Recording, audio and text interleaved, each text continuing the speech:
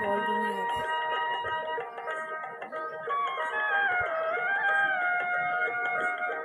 আমাদের এখানে তো জঙ্গল পুরো গাছপালা।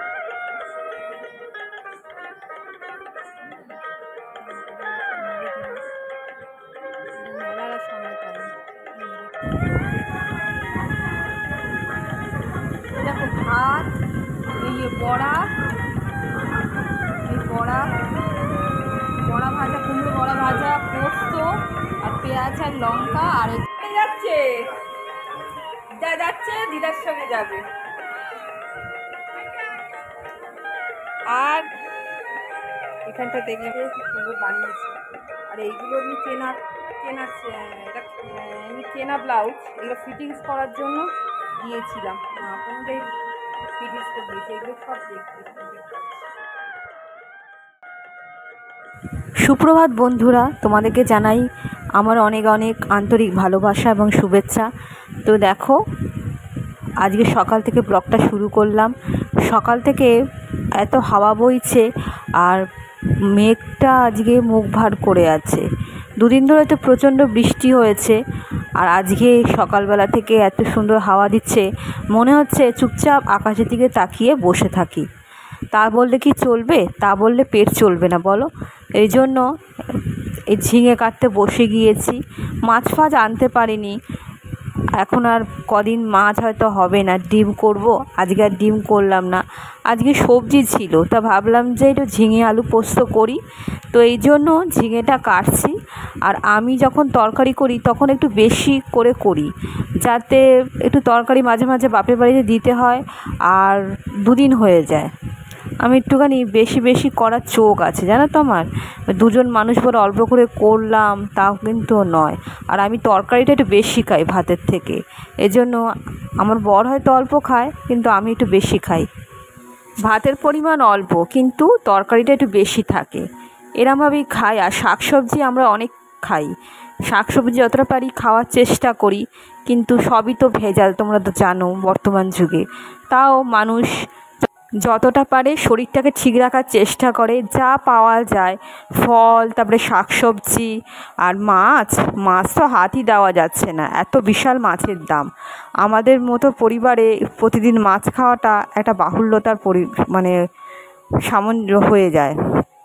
আর যেহেতু একার সংসার, আগে সাধারণত আমি যখন জব করতাম, চাকরি করতাম, তখন সচ্ছল ছিল পরিবারটা। এখন একার পক্ষে আমার বর তো নিজেই সংসারটাকে চালায়, ওই জন্য এইভাবেই চালাতে হয়, বুঝে শুনেই চালাতে হয় হিসেব করে। আর বাইরের আকাশটা আবার মেঘ করে আসছে। দুদিন ধরে তো প্রচণ্ড বৃষ্টি হয়েছে, আর প্রচণ্ড বৃষ্টি পড়ছে, ঝড় হয়েছে, রেমাল যে ঝড়টা হয়েছিল। তারপরে কালকে তো প্রচণ্ড গরম পড়েছিল, তারপরে আজকে আবার রোদ্দুর উঠছে আর মাঝে মাঝে মেঘলা হয়ে আছে। বসেছি আর চুলটা কিরমভাবে রেখেছি, আর কি গরম লাগছে। এই গরমটা একটু অন্যরকম গরম।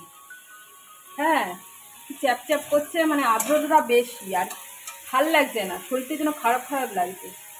মাথাটা এরমভাবে রেখেছি, তারপরে রান্না করে নিই, রান্না করে ভালো করে চুলটা শুকোবো। কিরম দেখতে লাগছে তাকে। আগে এরকম আলু ভাজা বসিয়ে নিরামিষ, আলুটা একটু ভেজে দিতে, আলু পোস্ত করবো। আর ওই কেটেছি কুমড়োর একটু বড়া করবো, আলু পোস্তটা করবো করি। আর নিরামিষ মাছ ফাছ আনা হয়নি, বাবার জন্য মাংস আছে, আমরা নিরামিষই খাবো। এবেলাটা নিরামিষ খাবো, ওবেলা দেখবো। আর এই ভাতটা হয়ে গেছে, ভাতটা এই একটুখানি নিভিয়ে দিয়ে, আমি তো করি নিভিয়ে দিয়ে, গ্যাসটা নিভিয়ে দিয়ে এটা রেখে দিয়েছি। আবার একটুখানি ফুটে উঠলে নামিয়ে নেব। এখন একটু বন্ধ আছে, ঠিক আছে, করা আছে। চলো বন্ধুরা, দেখতে থাকো ভিডিওটা, আশা করি তোমাদের ভালো লাগবে।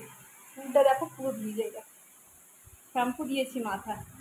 আর এই চুল খুলে রেখে কোনো কাজ করা যাবে না, তারপর করে হয়েছে প্রচণ্ড গরমে কিছু ভালো লাগবে না। চুলটা আপাতত ওই জন্য এখন শুকোনোর টাইম নেই, পুরো 2টো বাজে, 2:30 বাজতে চললো।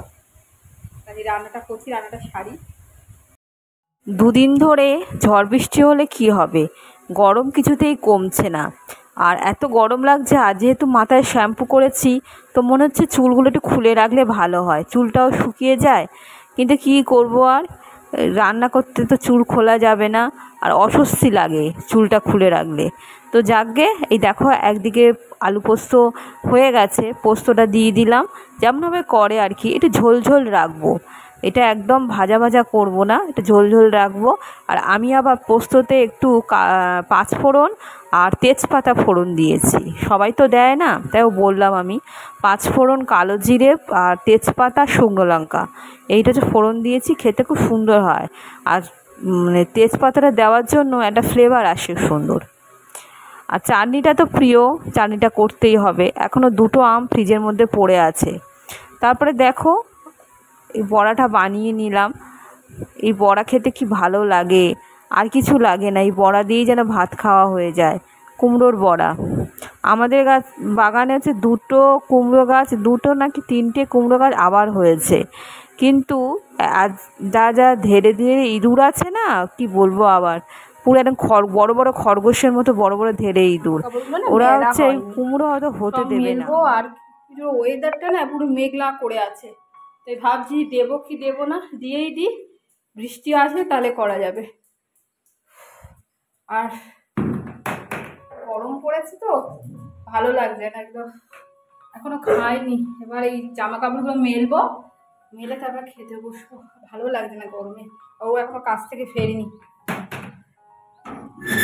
মেঘলা হয়ে আছে।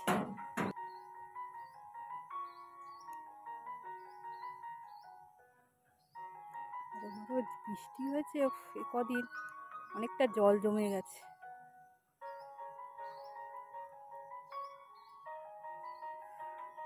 আমাদের এখানে তো জঙ্গল, পুরো গাছপালা এত, দেখেছো পানা হয়েছে, একটু কদিন আগেই পানা পরিষ্কার করলো, তাও দেখো পুকুর পানা ভর্তি। আর এইখানে দেখো কলা গাছ এত ঘন হয়েছে, তো ভর্তি হয়ে গেছে, কলা পাতাগুলো একটু কেটে দিতে হবে।